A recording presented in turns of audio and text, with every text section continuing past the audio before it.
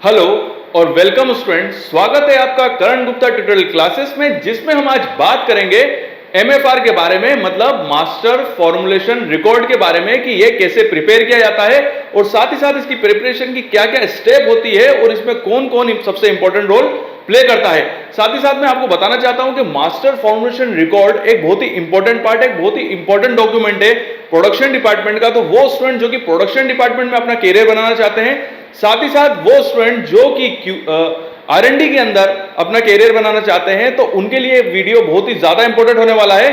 तो बने रहिए मेरे साथ और चलिए स्टार्ट करते हैं प्रिपरेशन ऑफ एमएफआर। तो चलिए स्टार्ट करते हैं और बात करते हैं एमएफआर के बारे में। देखिए, मास्टर फॉर्मूला रिकॉर्ड की प्रिपरेशन के लिए सबसे ज्यादा जो इंपॉर्टेंट रोल प्ले करता है वो डिपार्टमेंट होता है F&D डिपार्टमेंट और प्रोडक्शन डिपार्टमेंट।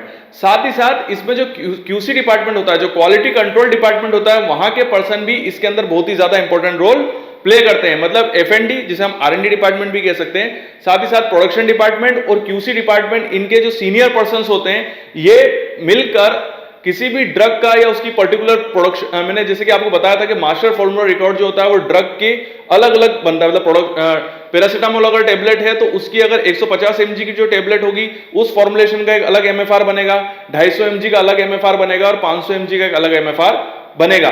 तो ये तीनों लोग मिलकर एमएफआर को बनाते हैं और अपना नॉलेज जो होता है वो उसमें शेयर करते हैं, सारे क्रिटिकल पॉइंट्स बताते हैं और उसके बाद एक जो एमएफआर होता है वो बनके तैयार होता है। साथ ही साथ यहां पर जो QA डिपार्टमेंट है, क्वालिटी एश्योरेंस डिपार्टमेंट जो होता है, वो इस पूरी प्रोसेस को मॉनिटर करता है।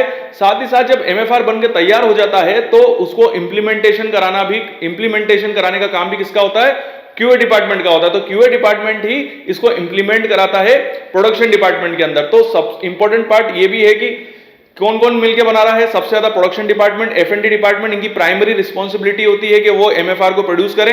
साथ ही साथ QA डिपार्टमेंट के जो पर्संस होते हैं उनकी रिस्पांसिबिलिटी होती है कि वो इसको मॉनिटर करें, इसका डॉक्यूमेंटेशन करें और इसका प्रॉपर ये फॉलो अप भी लेते हैं कि अगर एक बार एमएफआर बन के लागू हो चुका है और प्रोडक्शन डिपार्टमेंट उसको प्रॉपर यूज कर रहा है कि नहीं कर रहा है, वहां पर उसके क्या रिजल्ट्स आ रहे हैं। एमएफआर एक बार प्रोडक्शन डिपार्टमेंट में अगर लागू हो गया है तो उसके क्या रिजल्ट्स आ रहे हैं, उसको भी चेकिंग करने का काम भी किसका होता है? QA डिपार्टमेंट का होता है। तो QA डिपार्टमेंट यहां पर बहुत ही इंपॉर्टेंट रोल प्ले करने वाला है।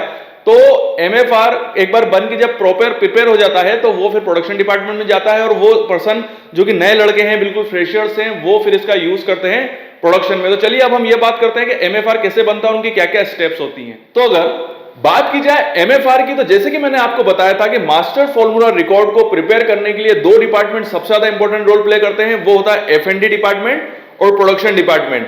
दूसरी चीज ये कि जो एमएफआर होता है उसको एक प्री प्रिपेयर्ड एसओपी के थ्रू प्रिपेयर किया जाता है। मतलब एसओपी का मतलब है कि जो एसओपी के अंदर पहले से ये बता दिया जाता है कि आपको जब एमएफआर को प्रिपेयर करना है तो क्या क्या इंफॉर्मेशन आपको इसके अंदर अवेलेबल करानी है, मतलब क्या क्या इंफॉर्मेशन इसके अंदर होनी चाहिए, वो एक पूरा एक फॉर्मेट पहले से प्रिपेयर्ड होता है और उसी फॉर्मेट को फॉलो करते हुए एमएफआर को प्रिपेयर किया जाता है। पहले आपको ये बात पता होनी चाहिए। मतलब F&D डिपार्टमेंट अलग अलग एमएफआर नहीं बनाएगा, सभी एमएफआर एक जैसे यूनिफॉर्म होने चाहिए, सभी एक जैसे फॉर्मेट में होने चाहिए, एक ही जैसे उनके अंदर इंफॉर्मेशन होनी चाहिए। तो इस वजह से पहले एक एसओपी बनाई जाती है, एक फ्लो चार्ट वे में बनाया जाता है कि आपको कैसे एमएफआर बनाना है और उसको फॉलो करते हुए एमएफआर को प्रिपेयर किया जाता है। दूसरी चीज ये कि एमएफआर जो होता है किसी भी ड्रग का, वो दो पार्ट में डिवाइडेड होता है। एक होता है उसका पैकेजिंग वाला पार्ट और दूसरा होता है उसका मैन्युफैक्चरिंग वाला पार्ट। ठीक है, एमएफआर के दो टाइप के एमएफआर होते हैं। मतलब ये बोल सकते हैं हम कि अगर हमने एमएफआर मंगवाया है तो हमको एक ही ड्रग के दो एमएफआर मिलेंगे, एक मैन्युफैक्चरिंग का मास्टर फॉर्मूला रिकॉर्ड मिलेगा और एक पैकेजिंग का मिलेगा। मतलब उसी ड्रग की पैकेजिंग का अलग से होता है। ठीक है, तो सब प्रोडक्शन और पैकेजिंग दोनों को अलग अलग डिवाइड कर दिया गया है। अब हम ये समझते हैं कि मास्टर फॉर्मूला रिकॉर्ड के पहले पेज के अंदर कौन कौन सी इंफॉर्मेशन होती है। फर्स्ट पेज के अंदर क्या क्या इंफॉर्मेशन होती है जब हम एमएफआर को पढ़ना स्टार्ट करते हैं। तो फर्स्ट पेज के अंदर होती है name, address, logo of the company. Second में होता है डोजेस फॉर्म, फिर brand name, generic name, product code, label claim, product description, batch size, pack size, shelf life, storage condition. उसके अलावा भी और भी इंफॉर्मेशन होती है, तो वो मैं साइड में आपको स्लाइड भी दिखाई रहा हूं, तो स्लाइड में देख के आप ये समझ सकते हैं कि फर्स्ट पेज जो सबसे इंपॉर्टेंट पेज होता है एमएफआर का, उसके अंदर जो जो इंफॉर्मेशन होती है तो आप देख सकते हैं कि इसके अलावा भी और भी इंफॉर्मेशन होती है। तो स्लाइड को देख के आप समझ सकते हैं और इसको आप पढ़ लीजिए क्योंकि इंटरव्यू के अंदर आपके लिए बहुत ही इंपॉर्टेंट पार्ट होगा। साथ ही साथ जब आप प्रोडक्शन डिपार्टमेंट में जाएंगे, वहां पर वर्क करेंगे या R&D डिपार्टमेंट में जाएंगे तो वहां पर आपके लिए काफी यूनिफॉर्म हो जाएगा, मतलब यूनिफॉर्म का मतलब बहुत ही फेमिलियर हो जाएगा आपको इन सबको पढ़ना। तो ये मैं आपको स्लाइड में और भी इंफॉर्मेशन दे रहा हूं तो आप इसको देख सकते हैं। तो चलिए अब हम बात करते हैं कि पार्ट 2 मतलब पेज नंबर 2 पे क्या क्या इंफॉर्मेशन होती है। तो सबसे पहले जैसे कि मैंने बताया कि मास्टर फॉर्मूला रिकॉर्ड मैन्युफैक्चरिंग के बारे में इंफॉर्मेशन, फर्स्ट इंफॉर्मेशन पेज 1 के अंदर हमने पढ़ी सारी इंफॉर्मेशन जो कि उस फॉर्मुलेशन से रिलेटेड थी और जो उसके आइडेंटिफिकेशन के लिए बहुत ज्यादा इंपॉर्टेंट थी, तो वो इंफॉर्मेशन थी। अब पार्ट 2 मतलब पेज 2 के अंदर जो दूसरा पेज होगा उसके अंदर और भी इंपॉर्टेंट इंफॉर्मेशन है। फर्स्ट स्टेप होगी प्रोसेस स्टेप। प्रोसेस स्टेप का मतलब ये होगा कि process step plus movement of flow chart कि जो हमको प्रोडक्शन करना है, जिस भी टेबलेट या जिस भी डोजेस फॉर्म का हमको प्रोडक्शन करना है, उसके पूरे प्रोडक्शन को या उसकी पूरी मैन्युफैक्चरिंग प्रोसेस को स्टेप बाय स्टेप समझाया जाएगा, पूरा डिस्क्राइब किया जाएगा वाया सिंपल वे में भी, मतलब एक डिस्क्राइब वे में भी और एक फ्लो चार्ट वे में भी। तो फ्लो चार्ट वे में आप एक पेज के अंदर पूरा डिस्क्रिप्शन बहुत इजी वे में और शॉर्टकट वे में समझ सकते हैं, बट वो पर्सन जो कि फ्रेशर्स लड़के होंगे, जो नए लड़के होंगे, वो पूरा डिस्क्रिप्शन वे वाला भी पढ़ सकते हैं जिसके अंदर उनको पूरा बारीकी से समझाया जाएगा कि इस पर्टिकुलर डोजेस फॉर्म का आपको कैसे प्रोडक्शन करना है। उसके अलावा प्रोडक्शन के अंदर यूज होने वाली सारी इक्विपमेंट्स, मशीन्स और यूटेंसिल्स जो जो उसमें यूज होने वाले हैं उनके बारे में भी पूरा सिस्टमेटिक वे में डिस्क्राइब किया जाएगा, आपको कैसे यूज करना है, उसमें किस कंडीशन में यूज करना है, किस टाइप से आरपीएम सेट करनी है, कैसे उनको हैंडल करना है, ये सारी इंफॉर्मेशन भी उसके अंदर प्रोवाइड की जाएगी। नेक्स्ट होगा स्पेशल प्रिकॉशंस। यहां पर जब आप उसको आप जब प्रोडक्शन करेंगे तब आपको कहां किन किन चीजों का ध्यान रखना है, कहां पर, मैंने आपको पहले ही बताया था ये काम R&D का सबसे ज्यादा इंपॉर्टेंट होता है और प्रोडक्शन डिपार्टमेंट वाले जो R&D और F&D डिपार्टमेंट के साथ बैठ के इस MFR को प्रोड्यूस करते हैं या बनाते हैं, तो यहां पर ये स्पेशल प्रिकॉशन वाला पार्ट सबसे ज्यादा इंपॉर्टेंट रोल प्ले करता है क्योंकि यहां पर काम आता है एक्सपीरियंस। तो F&D डिपार्टमेंट, और क्योंकि F&D डिपार्टमेंट तो प्रोडक्शन कर नहीं रहा है तो उनके पास तो वो एक्सपीरियंस है नहीं कि प्रोडक्शन में किस टाइप की प्रॉब्लम्स आ सकती हैं, वहां पर किन किन चीजों का ध्यान रखना है, क्या क्या हमको प्रिकॉशंस रखने हैं। तो ये सब चीजों का जो पॉइंट्स होते हैं ये प्रोडक्शन डिपार्टमेंट के जो एक्सपीरियंस पर्सन होते हैं, काफी ज्यादा 10-10, 20-20 साल के एक्सपीरियंस पर्सन जो होते हैं वो अपना एक्सपीरियंस शेयर करते हैं और MFR के अंदर इस इंपॉर्टेंट पॉइंट्स को, प्रिकॉशंस को ऐड कराते हैं जिससे जो नए लड़के होते हैं, जो फ्रेशर्स होते हैं, उनको काफी हेल्प होती है और वो इन प्रिकॉशंस का ध्यान रखते हुए टेबलेट को बिल्कुल प्योर और स्टेबल बनाए रखते हैं जिससे जो उनका एंड प्रोडक्ट होता है वो भी बिल्कुल सही और 100% प्योर निकलता है। तो ये स्पेशल प्रिकॉशंस जो होते हैं वो हर स्टेप्स के साथ मेंशन किए जाते हैं, स्पेशल कॉलम्स के साथ मेंशन किए जाते हैं, बोल्ड अक्षरों में मेंशन किए जाते हैं, जिससे जब आप इन सारी स्टेप्स को फॉलो करें तो आप इन प्रिकॉशंस का भी ध्यान रखें। और नेक्स्ट पार्ट और सबसे इंपॉर्टेंट पार्ट होता है MFR का, वो होता है बैच मैन्युफैक्चरिंग फार्मूला। ये बैच मैन्युफैक्चरिंग फार्मूला जो होता है बेसिकली ये फॉर्मुलेशन, जो ड्रग का फॉर्मुलेशन होता है उसके बारे में पूरी इंफॉर्मेशन होती है कि उसमें कौन कौन से इंग्रेडिएंट यूज हो रहे हैं, कैसे यूज हो रहे हैं, उनको कैसे आपको लेना है, कैसे मिक्सिंग करनी है। तो अब हम बात करेंगे बैच मैन्युफैक्चरिंग फार्मूला के बारे में। चलिए अब हम ये बात करते हैं कि सबसे important part batch formula record, जो कि MFR का बहुत ही इंपॉर्टेंट पार्ट होता है और जिसको बहुत सिस्टमेटिक वे में बनाया जाता है। तो हम ये समझते हैं कि बैच फार्मूला रिकॉर्ड के अंदर अब क्या क्या इंफॉर्मेशन होती है। देखिए जैसे कि मैंने आपको बताया है कि बैच फार्मूला रिकॉर्ड के अंदर ड्रग के फॉर्मुलेशन से रिलेटेड सारी इंफॉर्मेशन होती है कि उसके अंदर आपको क्या क्या उसका इंग्रेडिएंट के बारे में सारी इंफॉर्मेशन होगी, साथ ही साथ उनके रॉ मटेरियल मतलब इंग्रेडिएंट मतलब वही रॉ मटेरियल के बारे में सारी इंफॉर्मेशन होगी, उसको कितनी क्वांटिटी में आपको ऐड करना है, जैसे कि सीरियल नंबर, सारा इंग्रेडिएंट जो जो आपने इशू करवाए हैं स्टोर से उनका पूरा रॉ मटेरियल की इंफॉर्मेशन आपको फिलअप करनी है, मतलब उसके अंदर सारी इंफॉर्मेशन होगी। और साथ ही साथ वो रिकॉर्ड जो होगा BMR होगा उसके अंदर भी सारी इंफॉर्मेशन आपको साथ साथ ही फिल करते जानी है। ठीक है, तो एक चीज मैं आपको बताना चाहता हूं कि MFR की हेल्प से ही आप BMR को भी फिल कर सकते हैं, मतलब बैच मैन्युफैक्चरिंग रिकॉर्ड को भी आप इसी की हेल्प से इजीली फिल कर सकते हैं। नेक्स्ट होगा नेम ऑफ इंग्रेडिएंट, सारे इंग्रेडिएंट पूरा जो फॉर्मुलेशन होंगे इंग्रेडिएंट्स के नाम होंगे, reference of specification of ingredient. Next quantity to be added, कितनी क्वांटिटी में आपको ऐड करना है हर इंग्रेडिएंट को, उसके बारे में इंफॉर्मेशन होगी। अब एक चीज मैं आपको बताना चाहता हूं कि वो MFR में अलग अलग वेरी कर सकता है, इंडस्ट्री टू इंडस्ट्री वेरी कर सकता है। कहीं पे आपको mg पर ml में वैल्यू दी होगी, कहीं पर आपको पर टेबलेट आपको कितनी ऐड करनी है वैल्यू, मतलब कितने इंग्रेडिएंट ऐड करने हैं पर टेबलेट वाइज, पर कैप्सूल वाइज और पर ग्राम वाइज, उस हिसाब से आपको इंग्रेडिएंट की वैल्यू इसमें दी हुई होगी। नेक्स्ट होगा overhead to be added in percent, quantity to be added for per batch per lot, मतलब या तो फिर एक ग्राम ml या इसमें वैल्यू दी होगी इंग्रेडिएंट्स की, या तो फिर आपको पर बैच के हिसाब से, मतलब हर बैच के हिसाब से अलग अलग MFR मिलेगा आपको कि आपको कितनी बैच बनानी है। बैच साइज के हिसाब से भी आपको MFR अवेलेबल हो सकता है, तो आपको एक बैच में कितना इंग्रेडिएंट्स ऐड करने हैं तो उसकी इंफॉर्मेशन या तो फिर उस हिसाब से दी जाएगी। और साथ ही साथ आपको इसके अंदर कैलकुलेशन भी अवेलेबल होगी कि आप चाहें तो वहीं पे जो आप इंग्रेडिएंट्स को यूज कर रहे हैं तो आप उनको कैलकुलेट भी कर सकते हैं, उनकी यील्ड वैल्यू, उनकी पोटेंसी को भी इजीली डिटरमाइन कर सकते हैं। तो ये सारी इंफॉर्मेशन जो मैंने बताई है आपको, ये एक मोटे मोटे तौर पे बताया है। उसके अलावा जो बैच फॉर्मूला रिकॉर्ड होता है उसके अंदर बहुत कंप्लीट इंफॉर्मेशन होती है, कौन सुपरवाइज करेगा, कैसे कंट्रोल करेगा, कहां सिग्नेचर करने हैं, कहां साइन करने हैं, किस टाइप का डॉक्यूमेंटेशन हैंडल करना है, क्या डॉक्यूमेंटेशन के अंदर एंट्री करनी है, ये सारी इंफॉर्मेशन जो होगी इसके अंदर होगी। रॉ मटेरियल से रिलेटेड सारी इंफॉर्मेशन इसके अंदर आपको अवेलेबल होगी। तो यहां पर मैं साइड में आपको ये सारी इंफॉर्मेशन भी बता रहा हूं, साथ ही साथ आपको कैसे इसके अंदर फिलअप करना है तो वो इंफॉर्मेशन भी आपको अवेलेबल होगी। तो मास्टर फॉर्मूला रिकॉर्ड के अंदर आपको ये सारी इंफॉर्मेशन जो होती है वो फिलअप भी करनी होती है और साथ ही साथ आपको मतलब पढ़ते भी जाना है, इंफॉर्मेशन को आपको इसके अंदर फिलअप भी करते जाना है। तो ये था इसका बैच फॉर्मूला रिकॉर्ड। और चलिए आगे बढ़ते हैं। यहां पर हमको एमएफआर की एक बहुत ही इंपॉर्टेंट बात को बहुत समझना पड़ेगा कि एमएफआर का मतलब ये नहीं है कि एक पूरी एसओपी होती है और इस एसओपी को यूज करके हमको ड्रग का प्रोडक्शन करना है। ध्यान से सुनिएगा।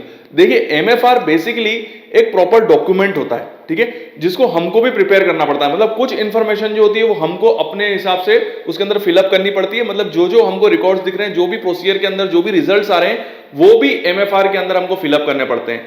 एक चीज और कि एमएफआर जो होता है बेसिकली वो एक कह सकते हैं कि एक रेफरेंस डॉक्यूमेंट होता है, जो कि मैं पहले ही बता चुका हूं कि जिसकी हेल्प से हम बीएमआर को फिल करते हैं। मतलब मास्टर फॉर्मूला रिकॉर्ड की हेल्प से हम बैच मैन्युफैक्चरिंग रिकॉर्ड को फिलअप करते हैं। दूसरी चीज इसके अंदर, जैसे कि मैंने आपको बताया कि फर्स्ट पेज, सेकंड पेज के बारे में बताया, ठीक है, बैच प्रोडक्शन रिकॉर्ड के बारे में हमने बात करी। उसके अलावा इसके अंदर और भी कॉलम्स होते हैं जिसके अंदर हमको इंफॉर्मेशन भरनी पड़ती है। तो वो होते हैं जैसे रॉ मटेरियल, तो रॉ मटेरियल से रिलेटेड हमको कुछ इंफॉर्मेशन जो रिक्वायर्ड है वो इसके अंदर फिलअप करनी पड़ती है। उसके अलावा drug product container closer and labelling records, इससे रिलेटेड मतलब जो हमने पैकेजिंग के अंदर कंटेनर क्लोजर और लेबलिंग करी उससे रिलेटेड हमको इंफॉर्मेशन इसके अंदर फिलअप करनी पड़ती है। साथ ही साथ क्वालिटी कंट्रोल रिकॉर्ड, मतलब जो क्यूसी के द्वारा जो हमको रिजल्ट्स अवेलेबल हुए हैं और क्यूसी के थ्रू क्या प्रोसीजर होगा, क्यूसी में हमको कैसे, वो सारी चीजें तो इसके अंदर पूरी मेंशन होती हैं कि क्या प्रोसीजर होगा। प्रोसीजर्स इसके अंदर पूरे मेंशन होते हैं बट रिजल्ट्स हमको फिलअप करने पड़ते हैं। आपको क्लियर हो रहा है? तो इसके अंदर दोनों चीजें, आपको प्रोसीजर भी पूरा क्लियर होगा और साथ ही साथ आपको इसके अंदर रिजल्ट भी फिलअप करने पड़ेंगे। तो साइड में स्लाइड दिखा रहा हूं मैं आपको, तो उसके अंदर मैं आपको दोनों चीजें दिखा रहा हूं कि इसके अंदर जो प्रोसीजर हमको अवेलेबल होगा, जो भी हमको इंस्ट्रक्शन इसके अंदर अवेलेबल होंगे, वो भी आप साइड में देख सकते हैं स्लाइड के अंदर। साथ ही साथ आपको जो फिलअप करना है, जो आपको कॉलम प्रोवाइड किया जाएगा जिसके अंदर आपको सारी इंफॉर्मेशन फिलअप करनी है, या जो भी रिजल्ट्स या जो भी ऑब्जर्वेशन आपको दिखाई दे रहे हैं, जो भी आपको फिलअप करने हैं, वो कॉलम भी मैं आपको प्रोवाइड करा रहा हूं। तो ये देख के आपको इजी और बिल्कुल क्लियर हो जाएगा माइंडसेट कि इसके अंदर क्या क्या इंफॉर्मेशन जो होती है वो फिलअप करनी पड़ती है। उसके अलावा एमएफआर मतलब मास्टर फॉर्मेशन रिकॉर्ड के अंदर और भी इंपॉर्टेंट इंफॉर्मेशन होती है जो कि काफी इंपॉर्टेंट होती है प्रोडक्शन वाइज।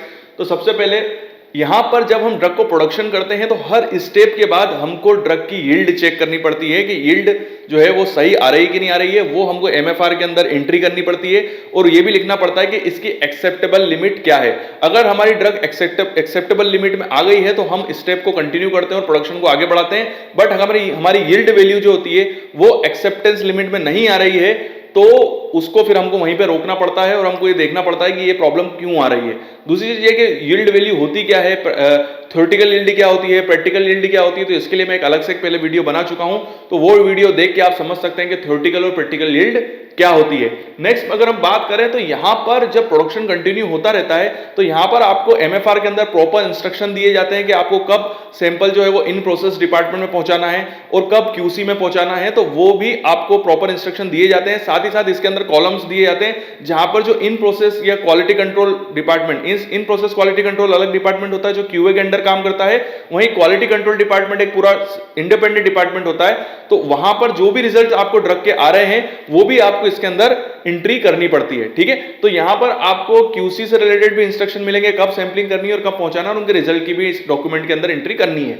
नेक्स्ट होगा कि यहां पर जो इंस्ट्रूमेंट्स यूज होने वाले हैं, जो भी आप प्रोडक्शन के लिए यहां पर इंस्ट्रूमेंट यूज करेंगे, चाहे वो पैकेजिंग के लिए हो, चाहे वो कोटिंग के लिए हो, चाहे वो कंप्रेशन मशीन हो, चाहे वो ड्रायर्स हो, चाहे वो मिक्सर्स हो, उन सभी की जो जो कंडीशंस होनी चाहिए, कैसे उनको ऑपरेट करना है, चाहे उनकी क्लीनिंग हो, असेंबलिंग हो, ऑपरेटिंग हो, तो तो ये सारी इंफॉर्मेशन जो होती है वो उसके अंदर एमएफआर के अंदर आपको प्रोवाइड की जाती है, ठीक है।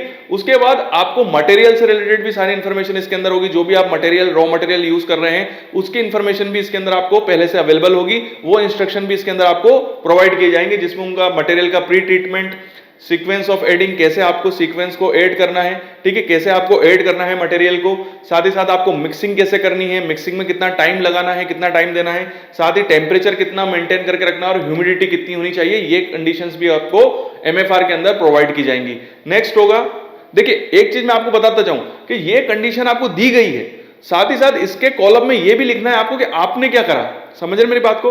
मतलब मिक्सिंग टाइम, मान लीजिए मिक्सिंग टाइम जो है वो 15 मिनट है, आपने कितना मिक्सिंग करा, अगर 15 से 20 मिनट हो गया तो वो एंट्री डाल दो कि मैंने 15 की जगह 20 मिनट कर दिया है। आपने ह्यूमिडिटी चेक करी, ह्यूमिडिटी दे रखी है जो भी 1%, 2%, 4%, जो भी ह्यूमिडिटी की रेंज है, और रूम की एक्चुअल ह्यूमिडिटी कितनी थी वो डाल दो।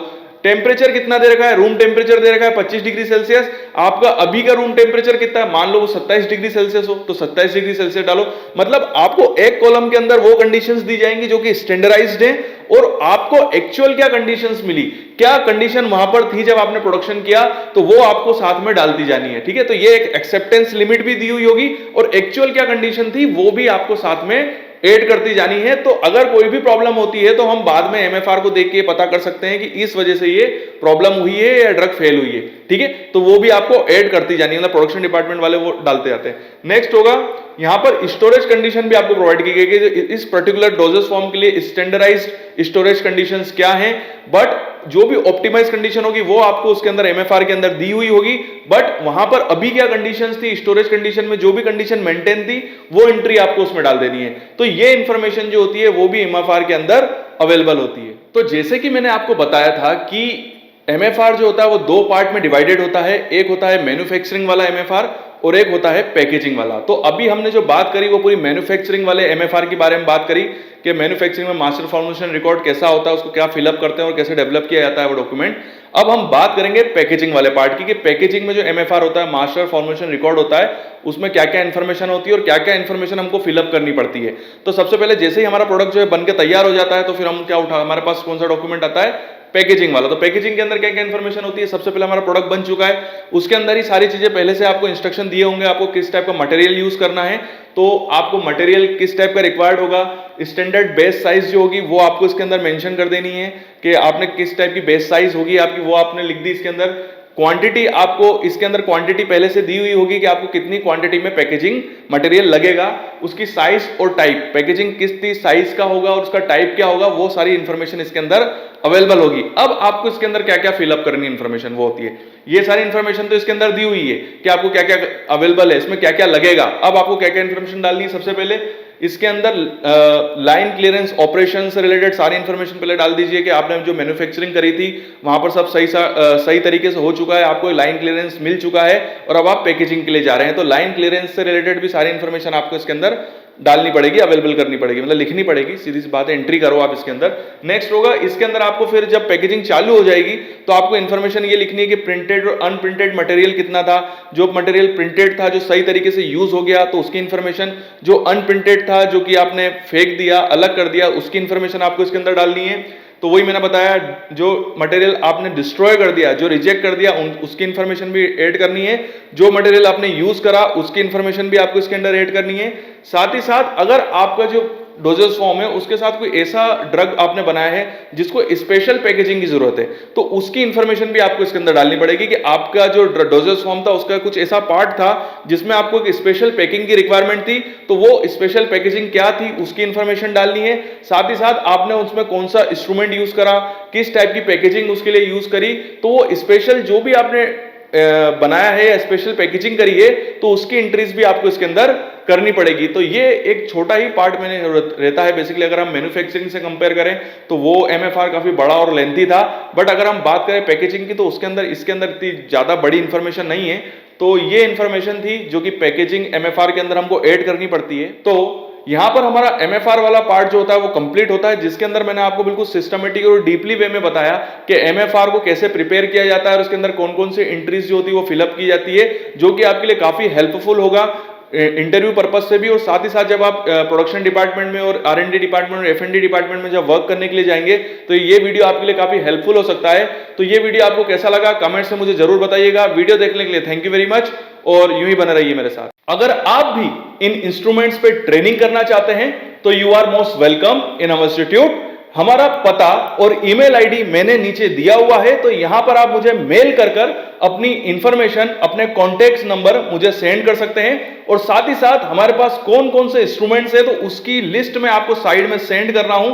तो यहां पर आप देख सकते हैं कि हम किस किस टाइप के इंस्ट्रूमेंट्स में ट्रेनिंग कराते हैं। और अगर आप कोई मास्टर डिग्री कर रहे हैं, कोई पीएचडी कर रहे हैं, या किसी भी प्रोजेक्ट्स वर्क से जुड़े हुए हैं, और अगर आपको किसी इंस्ट्रूमेंट्स की रिक्वायरमेंट है और वो इंस्ट्रूमेंट आपके पास नहीं है, तो हम साथ ही साथ कंसल्टेंसी सर्विस भी प्रोवाइड कराते हैं। तो उससे रिलेटेड भी अगर आप कोई भी इंफॉर्मेशन जानना चाहते हैं तो आप मुझे मेरे पर्सनल मेल आईडी पे मेल कर सकते हैं। नीचे मैंने अपना मेल आईडी दिया हुआ है। और मैं अपने उन स्टूडेंट से बात करना चाहता हूं कि वो स्टूडेंट जिनको कोई डाउट है, कोई क्यूरी है, बट कमेंट्स बॉक्स में कई बार ऐसा होता है कि वो क्यूरी और डाउट इतने बड़े होते हैं कि मैं कमेंट्स बॉक्स में उनको उनके आंसर सही तरीके से नहीं दे पाता हूं। तो आप मुझे मेरे इंस्टाग्राम पे फॉलो कर सकते हैं, ये मेरा इंस्टाग्राम आईडी है। तो यहां पर मैं आपसे डायरेक्टली कांटेक्ट में आ जाऊंगा और आप मुझे डायरेक्टली क्वेश्चन पूछ सकते हैं और मैं आपके सारे डाउट जरूर क्लियर करूंगा। तो वीडियो देखने के लिए थैंक यू वेरी मच, और यूं ही बने रहिए मेरे साथ।